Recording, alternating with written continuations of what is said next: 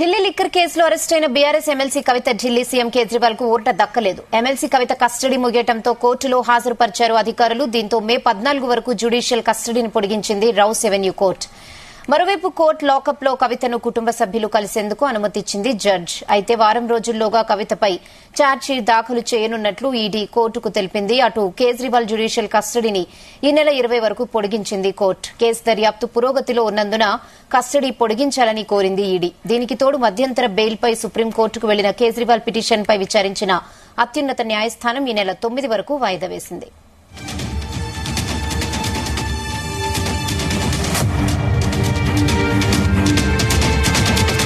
విషయంపై మరిన్ని updates crime bureau chief Raviteja అందిస్తారు. రవితేజ,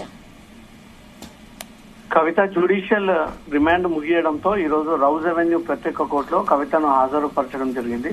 హాజరుపరిచినటువంటి వెంటనే మళ్లీ తిరిగి మే 14 వరకు కూడా జ్యుడిషియల్ రిమాండ్ విధిస్తూ రౌస్ ఎవెన్యూ కోర్టు ఆదేశాలు జారీ చేయడం జరిగింది. దీంతో పాటు కుటుంబ సభ్యులను కలిసేందుకు కూడా కోర్టు అనుమతి ఇచ్చినట్టుగా సమాచారం అందుతుంది.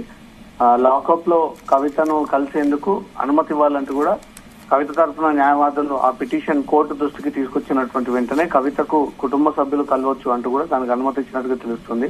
వారం రోజుల్లో కవిత కేసుకి సంబంధించి లిక్కర్ కేసుకు సంబంధించి ఛార్జ్షీట్ దాఖలు చేయనున్నట్టుగా కూడా కోర్టుకి ఈ విషయం ఎన్ఫోర్స్మెంట్ డైరెక్టరేట్ ఛార్జ్షీట్ దాఖలు చేసేటువంటి అంశం కూడా తెలియజేసింది. దీంతో పాటు కేజ్రీవాల్ రిమాండ్ కూడా ముగియడంతో కేజ్రీవాల్ ని కోర్టులో ప్రొడ్యూస్ చేసినప్పుడు ఈ నెల 20 వరకు కూడా కేజ్రీవాల్ కు రిమాండ్ పొడిగిస్తూ కోర్టు ఆదేశాలు జారీ చేసినట్టుగా తెలుస్తోంది.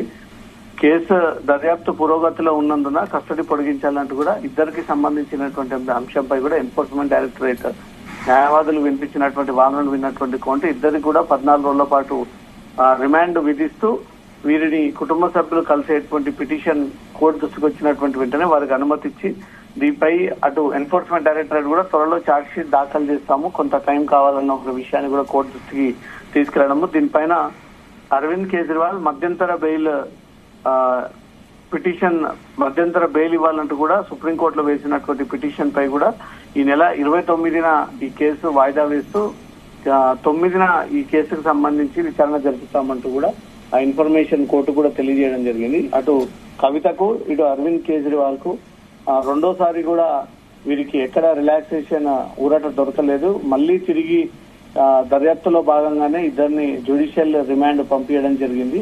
కవితకు సంబంధించినటువంటి బెయిల్ పిటిషన్ రెండు విడివిడిగా అటు సిబిఐ కానీ ఎన్ఫోర్స్మెంట్ డైరెక్టరేట్ రెండు పిటిషన్లపై కూడా నిన్న కొట్టివేస్తూ కవితకు ఈ టైంలో బెయిల్ ఇవ్వకూడదు అంటూ కూడా బలమైనటువంటి వాదనలు దర్యాప్తు సంస్థల తరఫున న్యాయవాదులు వినిపించడంతో కోర్టు ఇమ్మీడియట్ గా కవిత రెండు బెయిల్స్ ని కూడా కొట్టివేస్తూ ఈ రోజు జ్యుడిషియల్ కస్టడీ ముగిసినటువంటి వెంటనే మరో 14 రోజుల పాటు కవిత జైల్లో ఉండాల్సిందే అంటూ కూడా కుటుంబ సభ్యులకు అనుమతి కల్పిస్తూ ఈ అభిప్రాయాన్ని వ్యక్తం చేసినట్టుగా తెలుస్తోంది. రెహానా,